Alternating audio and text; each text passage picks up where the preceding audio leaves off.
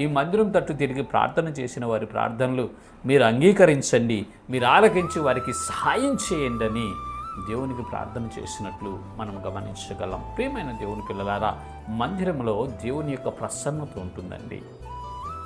దేవుని యొక్క మందిరంలో, దేవుని యొక్క సన్నిధిలో దేవుని యొక్క శక్తి ఉంటుంది. పరిశుద్ధాత్మ సంచారం జరుగుతుందండి. నిత్యము ఆయన ఆత్మ ఆ మందిరములో సంచారం చేస్తూ ఆయన కనుదృష్టి మందిరం వైపు ఉంటుంది. ఎవరైతే వినయ మనసు కలిగి, భారము బాధ్యత కలిగి మందిరం దగ్గరికి వెళ్ళి మందిరంలో ప్రార్థన చేస్తారో వారి ప్రార్థనలో దేవుడు ఆలకించి వారికి జవాబు పంపించుటకు ఆయన సిద్ధంగా ఉంటాడు. కాబట్టి ప్రియమైన దేవుని బిడ్డలారా, దేవుని యొక్క మందిరంలో మీరు నిర్లక్ష్యం చేయొద్దు. దేవుని యొక్క సన్నిధిని మీరు నిర్లక్ష్యం చేయొద్దు. దేవుని యొక్క సన్నిధి అంటే అక్కడ దేవుని యొక్క ప్రసన్నత ఉంటుందని అర్థం. దేవుని యొక్క కన్ను దృష్టి ఆ మందిరం మీద నిలిచి ఉంటుందని అర్థం. కాబట్టి మన